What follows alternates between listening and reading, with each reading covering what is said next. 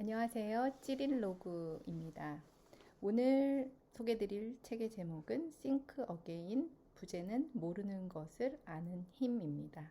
지은이는 애덤 그랜트입니다. 지은이 소개를 해드리겠습니다. 애덤 그랜트는 펜실베니아 대학교 와튼 스쿨의 조직 심리학 교수이며 7년 연속으로 최고 등급의 평가를 받은 최연소 종신 교수이다.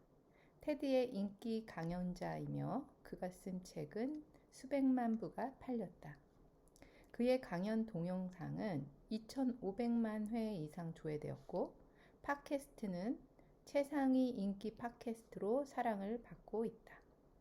그의 개척자적인 연구조사 덕분에 수많은 사람이 동기부여와 관대함과 창의성에 대한 근본적인 여러 가설을 다시 생각하게 되었다.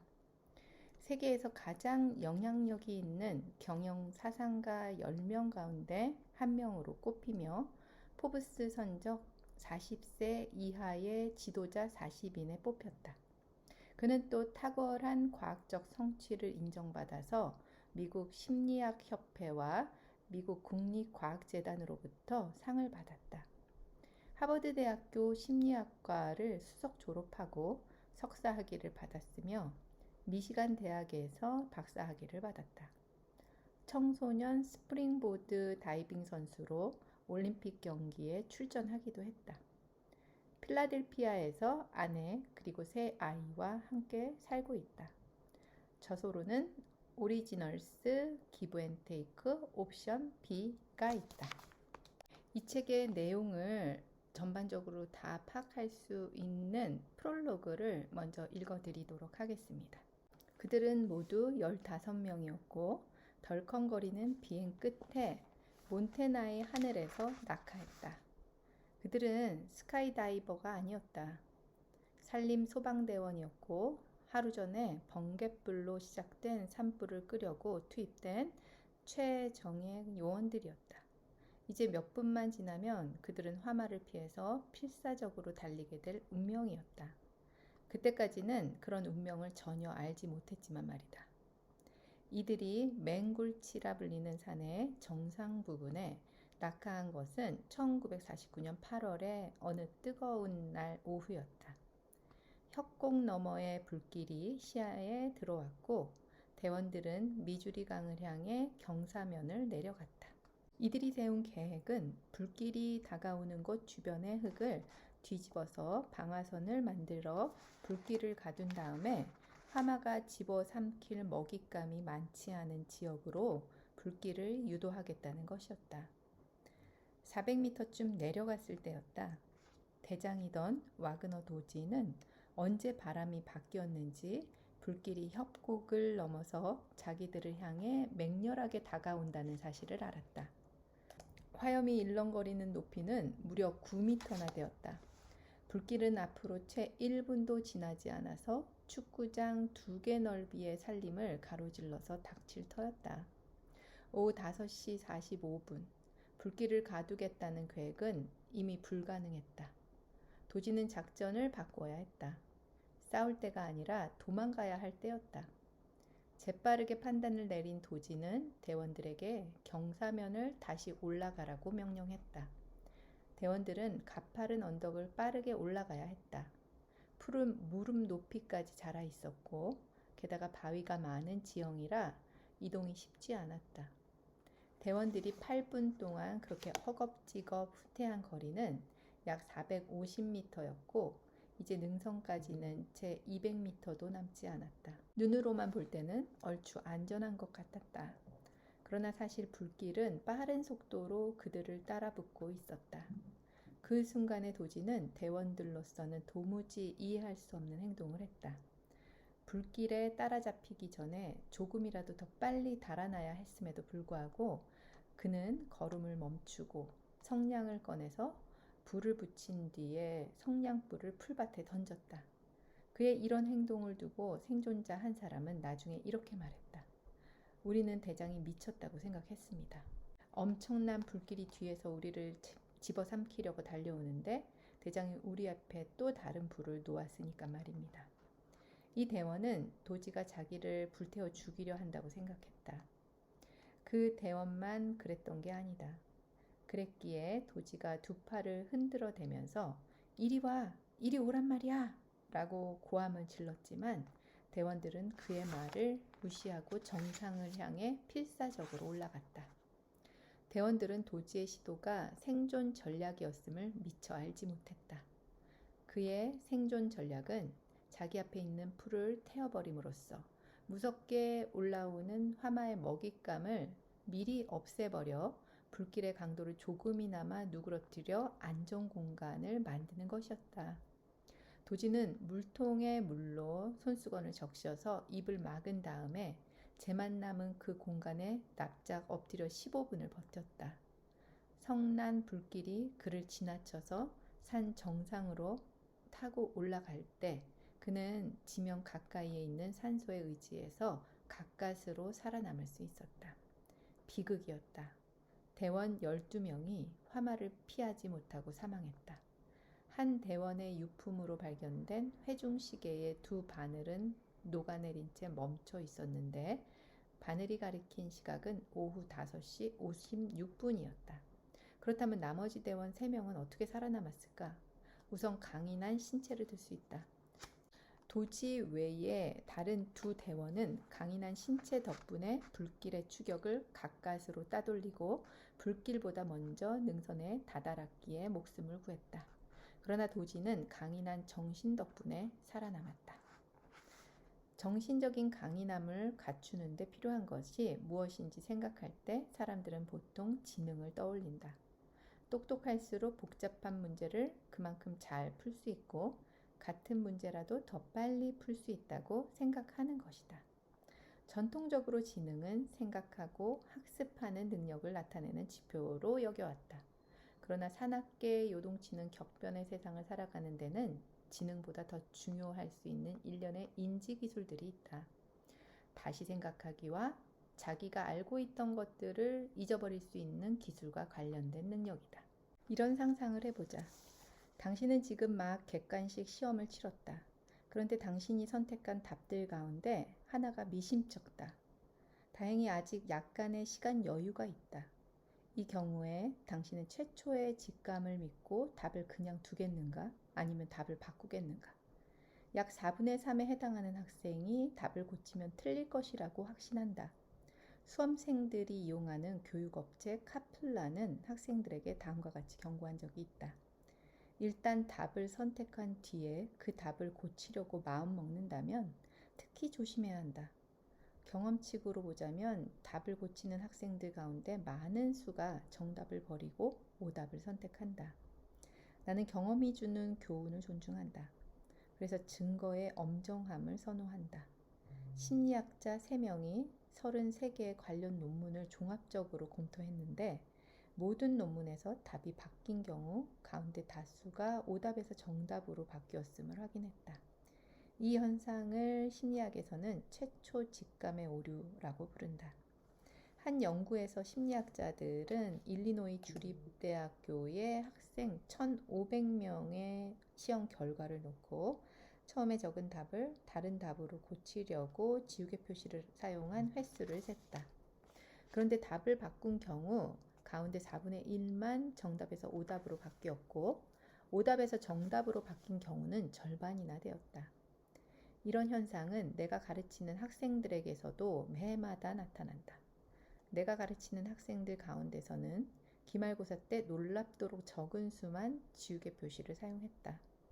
그러나 한 번 결정한 답을 바꾸지 않은 학생보다 맨 처음의 답을 다시 생각해 본 학생들이 성적이 더 좋게 나왔다. 물론 기껏 생각해서 바꾼 답이 더 나은 답이 아닐 수도 있다. 그러나 더 나은 답일 경우가 많다. 왜냐하면 대개의 학생들은 한 번 결정한 답을 다른 답으로 바꾸기를 무척 꺼려서 자기 판단을 높은 수준으로 확신할 때만 답을 바꾸기 때문이다. 그러나 최근의 여러 연구 결과를 보면 다른 설명도 나타난다.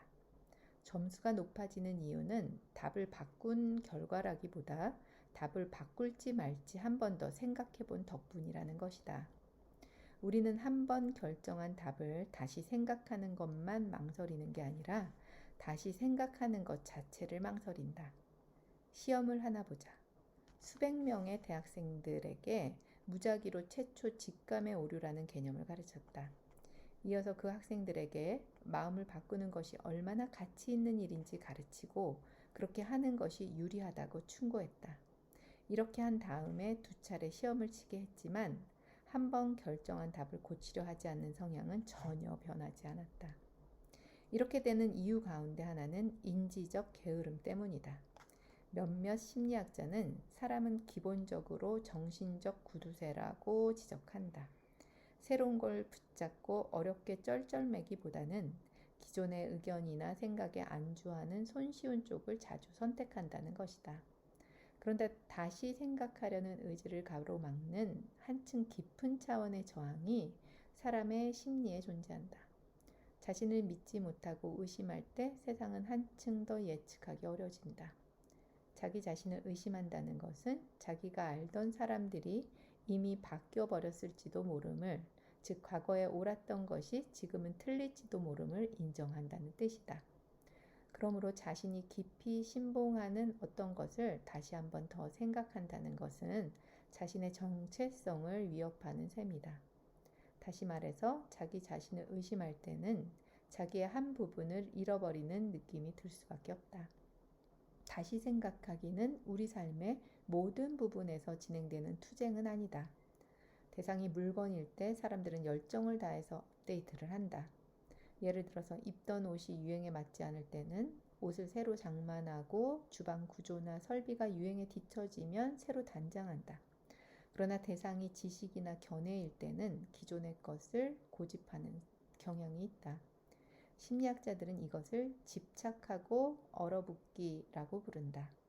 사람들은 의심할 때의 불편함보다는 확신할 때의 편안함을 더 좋아한다.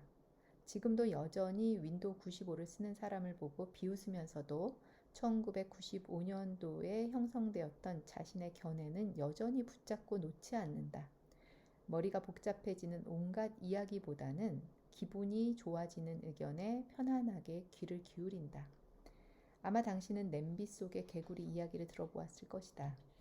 뜨거운 물이 담긴 냄비에 개구리를 집어넣으면 개구리는 깜짝 놀라서 곧바로 냄비 밖으로 튀어나오지만 개구리를 찬물이 든 냄비에 넣고 가열해서 천천히 손을 높이면 개구리는 밖으로 도망칠 생각을 하지 않고 가만히 있다가 결국 죽음을 맞는다.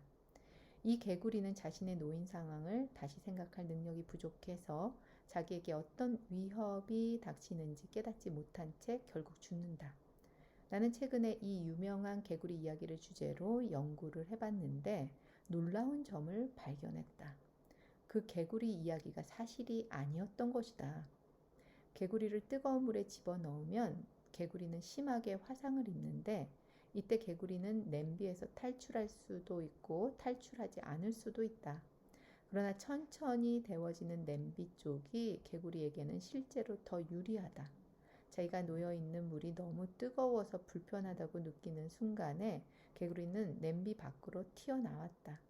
자기가 놓인 상황을 재평가하지 못하는 것은 개구리가 아니라 우리 인간이다. 우리는 개구리 이야기를 듣고 그 이야기를 진실이라고 일단 받아들이고 나면 그 이야기의 진실성을 굳이 의심하려 들지 않는다. 다시 여기서 이제 맹굴치의 산불 이야기로 돌아가거든요. 그래서 중략하고 중요한 부분을 제가 읽어드리겠습니다. 멍청하게도 나는 그 톱을 둘 장소를 찾아서 두리번거렸습니다. 그 톱이 불길을 피할 수 있는 장소를 찾아서 말입니다. 그때 이런 생각을 했던 기억이 납니다. 내가 이 톱을 정말 버리고 가야 하나? 아닌 게 아니라 사망자 가운데 한 사람은 배낭을 메고 체인톱의 손잡이를 여전히 움켜쥔 채로 발견되었다. 장비를 버리면 살아남을 수도 있는데 왜 그렇게 많은 소방대원이 자기 장비에 집착할까? 소방대원이 자기 장비를 버린다고 해서 반드시 습관을 잊어버려야 하고 본능을 무시해야 하는 것은 아니다. 자기 장비를 버린다는 것은 실패를 받아들이고 자기 정체성의 한 부분을 포기한다는 뜻이다. 자기 직무에서 자신의 목표를, 그리고 인생에서의 자기 역할을 다시 생각한다는 뜻이다. 이와 관련해서 조직 심리학자 칼 웨익은 다음과 같이 설명한다. 화재는 맨 몽뚱이와 맨손으로 진압하지 않는다. 반드시 장비가 동원된다. 그리고 이 장비는 흔히 소방대원의 상징과도 같은 물건이다. 소방대원이 맨 처음 화재 현장에 투입되는 것도 소방대원이 이 장비를 가지고 있기 때문이다. 소방대원으로서는 자기 장비를 버린다는 것이 존재론적인 위기이다. 나에게 화재 진압 장비가 없다면 나는 누구란 말인가? 산불 발생은 상대적으로 드문 일이다. 자기가 가진 장비 때문에 자신이 위험하게 된다든가 새로 놓은 맞불이 안전을 보장하는 통로가 된다든가 하는 상상을 하게 만드는 의사결정, 아주 짧은 시간 안에 내려야 하는 이런 의사결정에 따라서 죽느냐 사느냐가 갈리는 일은 드물다. 그러나 기존에 자기가 가지고 있던 여러 가설을 새삼스럽게 다시 생각해야 하는 과제는 놀라울 정도로 일상적이다. 어쩌면 모든 사람에게 해당되는 과제일지도 모른다. 사람은 누구나 앞에서 예를 든 소방대원들이 저지르는 실수와 똑같은 실수를 저지른다. 그러나 그 결과가 그다지 심각하지 않아서 흔히 자기가 실수를 했는지도 모른 채 넘어간다. 우리가 생각하는 여러 가지 방식은 우리를 무겁게 짓누르는 습관이 될 수 있다. 그래서 우리는 굳이 불편하고 성가시게 그런 가정들을 의심하려 들지 않고 그러다가 결국 너무 늦어버린 상황을 맞이한다. 자동차의 브레이크 패드에서 이상한 소리가 나도 괜찮겠거니 생각하다가 결국 고속도로에서 낭패를 당한다. 전문가들이 부동산 거품이 꺼질 때가 임박했다고 경고를 해도 주가가 계속 오르기만 할 것이라는 믿음을 의심하지 않는다. 배우자가 정서적으로 자기와 점점 멀어지고 있음을 뻔히 알면서도 자신들의 결혼 생활은 아무런 문제가 없다고 생각한다. 직장 동료 여러 명이 정리해고를 당하는 상황에서 자기는 안전할 것이라고 믿는다. 이 책은 다시 생각하기의 가치를 살펴본다. 소방대장 와그너 도지의 목숨을 구한 것과 같은 정신적인 유연성을 다루는 책이다. 또한 이 책은 도지가 실패했던 부분, 즉 자신이 아닌 다른 사람들에게 사고의 유연성 및 기민성을 촉발하는 방법도 다룬다. 당신은 산림 소방대원이 아니므로 도끼나 삽을 들고 다니지 않을지 모르지만 늘 사용하는 다른 인지도구 몇 개는 가지고 다닌다. 이것은 당신이 알고 있는 일이거나 당신이 설정해둔 가정이거나 혹은 당신이 가지고 있는 견해일 수도 있다. 그런데 이런 것들 가운데 어떤 것들은 당신 직무의 한 부분이 아니라 당신 자아의 한 부분이다. 한 무리의 학생 집단이 있었다. 이들은 하버드 대학교 최초의 온라인 소셜 네트워크라고 불리는 것을 만들었다. 이들은 대학교에 입학하기 전에 이미 전체 신입생의 8분의 1이 넘는 학생들과 이 그룹을 통해서 접촉했다. 그런데 이 학생들은 하버드 대학교가 아니라 캠브리지 대학교에 진학했고 그 뒤에는 그 네트워크를 폐쇄해버렸다. 그리고 5년이 지난 뒤에 마크 저커버거가 다시 하버드 대학에서 페이스북을 시작했다.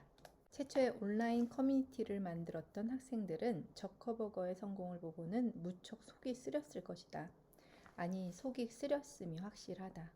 이렇게 단정적으로 말하는 이유는 내가 그 학생 집단 모임을 만들었던 사람들 가운데 한 사람이기 때문이다.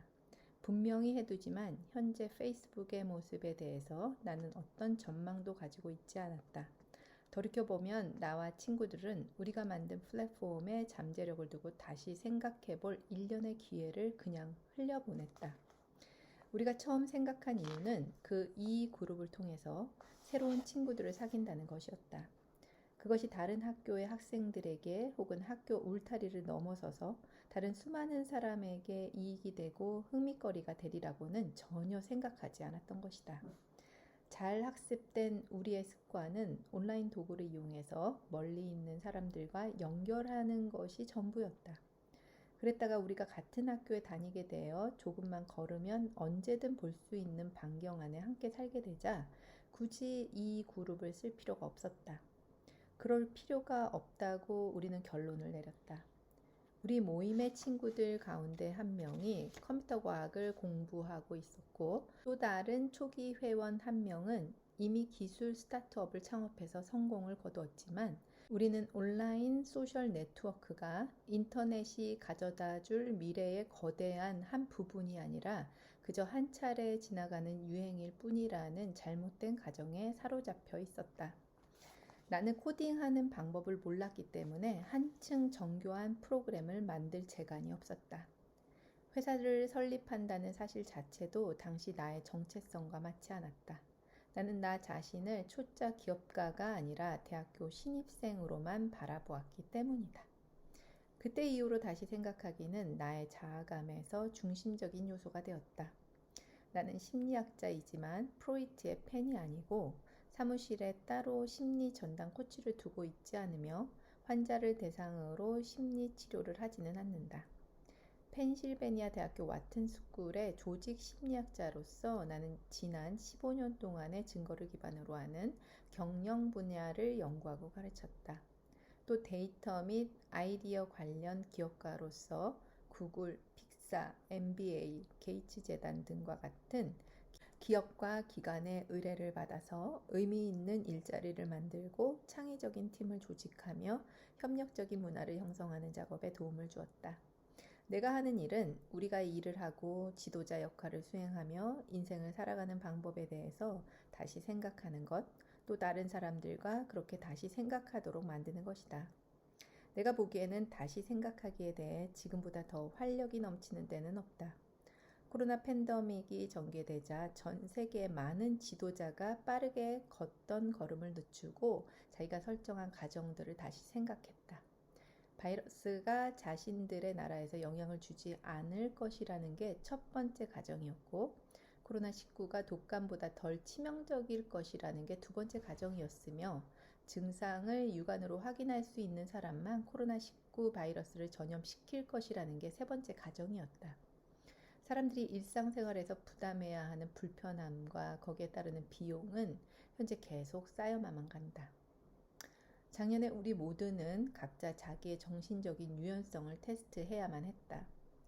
지금까지 우리는 병원에 가는 것, 식당에서 식사하는 것, 그리고 아버지와 어머니나 할머니, 할아버지와 포옹을 하는 것 등이 안전하다는 것을 너무나 오랫동안 당연하게 여겨왔지만 이제는 이 가정을 의심할 수밖에 없게 되었다. 스포츠 경기는 늘 텔레비전으로 실시간 중계될 것이라는 가정도, 사람들이 서로 멀리 떨어진 채로 일해야 하거나 아이들이 학교에 가지 않고 집에서 공부하게 될 일은 없을 것이라는 가정도 그렇다.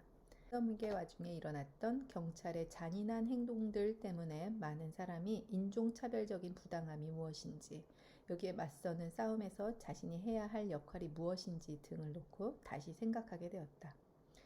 3명의 흑인 시민 조지 플로이드, 블로나 테일러, 아모드 알벨리의 어이없는 죽음은 수백만 명의 백인은 성차별이 단지 여성만의 쟁점이 아닌 듯 인종차별이 단지 유색인종의 쟁점만이 아님을 깨달았다. 저항의 물결이 정치 영역을 덮으면서 전국을 휩쓸자 흑인의 목숨도 중요하다 운동에 대한 지지는 단 2주 만에 지난 2년 동안만큼 증가했다. 많은 사람이 인정하려 들지 않거나 인정할 수 없었던 인종차별주의의 생생한 실체를 제도적인 차원에서 미국 전역 곳곳에 여전히 스며있던 차별의 실체를 사람들은 이제 인정할 수밖에 없었다. 오랜 세월 침묵을 지켜왔던 수많은 사람이 이제는 인종차별주의에 반대하고 편견에 맞서는 것이야말로 자신의 의무라고 생각하게 되었다. 이런 경험들을 공유하고 있음에도 불구하고 우리는 지금 점점 더 심해지는 분열의 시대에 살고 있다. 어떤 사람들 사이에서는 애국가가 울려 퍼질 때 무릎을 꿇는 행위를 언급만 해도 친구 관계가 깨질 수 있다. 또 어떤 사람들 사이에서는 투표장에서 한 표의 투표권을 행사하는 것만으로도 결혼 관계가 끝장날 수 있다. 화석화된 이념들이 미국의 문화를 갈기갈기 찢어놓고 있다. 이런 상황에서 하물며 우리의 위대한 통치 문서인 미국 헌법조차도 수정을 허용하고 있는데 우리 머릿속에 정신적인 헌법을 수정하지 못할 이유가 어디에 있겠는가? 내가 이 책에서 설정한 목표는 다시 생각하기가 일어나는 방식을 탐구하는 것이다. 나는 가장 매력적인 증거를 찾아냈으며 세계에서 가장 숙련된 다시 생각하기 기술 보유자들을 찾아냈다. 독자들은 이제 다음과 같은 내용을 알게 될 것이다. 과거에 전향적인 생각을 하던 기업가가 왜 덫에 걸리고 말았는지, 오랜 기간에 걸쳐 공직에 도전했던 후보자가 왜 가면증후군을 약점이 아니라 강점으로 보게 되었는지, 노벨상을 받은 과학자가 어떻게 해서 자기가 틀렸을 때 슬퍼하지 않고 오히려 기뻐했는지, 세계 최고의 예측가들이 자기 견해를 어떻게 업데이트하는지, 그리고 오스카상을 받은 영화 제작자가 어떻게 생산적인 싸움을 벌여 나가는지 등에 대해서 말이다. 이 책의 2부에서는 다른 사람들이 다시 생각하기를 할 수 있도록 유도하는 방법을 살펴본다. 여기에서 독자들은 국제토론 챔피언이 토론에서 어떻게 이기는지, 흑인 연주자가 백인 우월주의자들을 어떻게 설득해서 증언을 내려놓게 했는지 알게 될 것이다. 또한 독자들은 한 의사의 특별한 경청이 어떻게 해서 백신을 대하는 사람들의 마음을 열었는지, 어떻게 해서 한 국회의원이 우간다의 반군 지도자가 평화회담에 나서도록 설득했는지 알게 될 것이다. 그리고 만일 독자들 가운데 양키스 팬이 있다면 내가 과연 이들을 설득해서 레드삭스를 응원하게 만들 수 있을지 시험해 볼 것이다. 3부에서는 평생 학습의 커뮤니티를 어떻게 하면 만들 수 있을까 하는 주제를 탐구한다. 까다로운 대화를 전문으로 다루는 한 연구소는 낙태나 기후변화처럼 양극단의 논리가 치열하게 다투는 쟁점들을 놓고 대화할 때 의사소통을 한층 원활하게 하는 방법에 희망의 빛을 뿌려준다. 교육 현장에서는 교사가 교실을 마치 박물관처럼 대함으로써 목수가 문제 해결에 접근하는 방식으로 접근함으로써, 그리고 구닥다리 교과서를 재사용함으로써 아이들이 다시 한번 생각하도록 유도하는 방법을 찾을 수 있을 것이다. 또한 일터에서는 항공 우주 분야 최초의 히스패닉계 여성의 사례를 들어서 학습을 중시하는 문화를 어떻게 구축할지 알아본다. 그리고 마지막으로 최고로 잘 세웠다고 생각하는 계획을 다시 검토하는 것이 얼마나 중요한지 살펴본다. 이것은 산림 소방대원들이 힘들여 얻은 교훈이다. 와그너 도지는 결정적인 순간에 무거운 장비를 내려놓고 스스로 낸 불 속에서 안전한 피난처를 마련하기로 결정했고, 이 결정 덕분에 살아날 수 있었다. 그러나 다시 생각하기에 대한 한층 깊고 한층 제도적인 실패가 없었더라면 그의 독창적인 창의력은 굳이 필요하지도 않았을 것이다. 맹굴치 산불이 남긴 가장 큰 비극은 굳이 싸워도 되지 않을 싸움을 하다가 10여 명의 소방대원이 사망했다는 사실이다. 1880년대에 이미 과학자들은 숲의 생명 주기에서 산불이 수행하는 중요한 역할에 주목하기 시작했다. 산불은 죽은 나무를 제거하고 토양에 영양을 제공하며 햇빛이 숲의 구석구석까지 미칠 통로를 마련한다. 산불이 억제되면 숲은 나무들로 너무 빽빽해진다. 덤불과 나뭇잎과 장가지가 쌓이면 한층 더 폭발적인 산불이 일어날 수 있다. 그러나 미국 산림국은 1978년이 되어서야 중요한 정책 전환을 단행했다. 산불 발생을 확인할 경우 다음날 오전 10시까지 반드시 진화해야 한다는 정책을 철폐한 것이다. 맹굴치 산불은 인명피해의 위험이 전혀 없는 외진 곳에서 발생했고 산림 소방대원들에게는 즉각 출동 명령이 떨어졌다. 왜냐하면 그들의 커뮤니티나 조직 혹은 그들의 직장에서 그 누구도 산불이 제 갈 길로 가서 산림을 태우도록 내버려둬서는 안 된다는 가정의 의문을 품지 않았기 때문이다. 이 책의 메시지는 이제 더는 도움이 되지 않는 지식이나 의견은 버리자는 것과 일관성보다는 유연성의 자아감에 초점을 맞추자는 것이다. 만일 당신이 다시 생각하기 기술을 터득한다면 당신은 분명 직장에서 성공을 거두고 인생에서 행복을 누릴 보다 유리한 자리에 서게 될 것이다. 다시 생각하기는 오래된 문제에 새로운 해결책을 마련하는데 새로운 문제에 오래된 해결책을 다시 찾는 데 도움을 줄 것이다. 다시 생각하기는 당신 주변에 있는 사람들에게서 더 많은 것을 배우고 인생을 살아가면서 후회를 보다 적게 하는 지름길이다.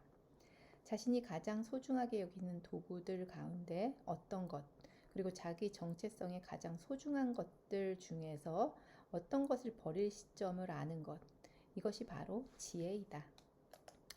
이 책은 4부로 구성되어 있습니다. 첫 번째 1부는 개인 차원의 다시 생각하기고 2부는 개인과 개인 사이의 다시 생각하기, 그래서 상대방의 마음 열기, 또 3부는 집단 차원의 다시 생각하기, 즉 평생 학습 공동체 만들기, 그리고 4부는 결론입니다. 1부 개인 차원의 다시 생각하기에서 1장은 우리 마음속의 전도사, 검사, 정치인, 그리고 과학자, 2장은 안락의자, 쿼터백과 가면을 쓴 사기꾼, 3장은 틀렸을 때 느끼는 기쁨, 4장은 어느 멋진 파이트 클럽, 그리고 2부에서 개인과 개인 사이에 다시 생각하기에서는 5장 적과 함께 춤을, 6장은 다이아몬드에 물든 나쁜 피, 7장은 백신을 속삭이는 사랑과 부드러운 태도의 신문자, 그리고 3부 집단 차원의 다시 생각하기에서 8장은 격앙된 대화, 9장은 교과서 다시 쓰기, 10장은 그것은 우리가 늘 해오던 방식이 아니다, 그리고 4부의 결론에서 11장 터널 시야 탈출하기로 구성되어 있습니다. 책의 전반을 알 수 있는 또 에필로그를 한번 보겠습니다. 에필로그 중에서도 중요한 부분만 제가 읽어드릴게요. 최근에 나는 다시 생각하기가 어떻게 진행되는지를 두고 다시 생각하기를 해왔다.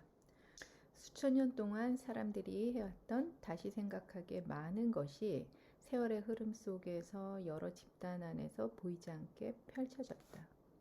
인쇄기가 나오기 전에는 많은 양의 지식이 구전으로 전해졌다. 인류 역사는 일종의 길고 긴 말 전달하기 게임이었다. 이 게임에서 말을 전달하는 사람은 자신이 들은 말을 기억한 다음에 다른 사람에게 자신이 들은 것과는 조금씩 다르게 전달했다. 그랬기에 말을 전달하는 사람은 그 이야기가 그동안 어떤 변천 과정을 거쳐서 자기에게 전달되었는지 알 길이 없었다. 어떤 생각이 온 땅을 가로질러 퍼져나갈 때 그 생각은 그 누구도 알지 못하는 사이에 완전히 새롭게 상상되고 조직될 수 있었다. 보다 더 많은 정보가 책과 신문에 기록되기 시작하면서 사람들은 지식과 믿음이 진화하는 제각기 다른 경로를 추적할 수 있게 되었다. 오늘날 우리는 어떤 것이 어떤 과정을 거쳐서 어떻게 바뀌어 왔는지 위키피디아에서 속속들이 알 수 있지만 이 내용을 기록하는 개인들조차도 편집 전쟁에 휘말려서 다른 사람의 지적이 옳다는 사실 혹은 자신이 틀렸다는 사실을 인정하길 거부하는 일이 흔하게 일어난다. 이런 사실에서도 알 수 있듯이 지식을 성문화하는 것이 우리가 그 지식을 추적하는 데 도움이 되지만 그렇다고 해서 그 성문화 작업이 필연적으로 우리를 열린 마음으로 인도하지는 않는다. 많은 위대한 사상가는 다시 생각하기가 각각의 개인이 아니라 각각의 세대가 수행해야 할 과제라고 주장해왔다. 저명한 물리학자 막스 프랭크가 표현했듯이 새로운 과학적 진실은 적들을 설득한다거나 적들이 빛을 바라보게 함으로써 승리하는 게 아니라 적들이 결국에는 죽기 때문에 승리한다. 이런 관점에서 보자면 세대교체는 사람들이 자신의 의견을 바꾸는 것보다 더 빠른 속도로 진행된다. 그러나 나는 이게 사실이라고 더는 믿지 않는다. 우리는 모두 다시 생각하기의 능력을 가지고 있다. 다만 이 능력을 충분히 사용하지 않을 뿐이다. 과학자처럼 그렇게 충분히 생각하지 않기 때문에 그렇다. 중략하고 끝부분을 이제 읽어드릴게요. 다른 사람을 설득하려 할 때 어떤 모드가 가장 효과적인지 나는 지금도 여전히 궁금하다.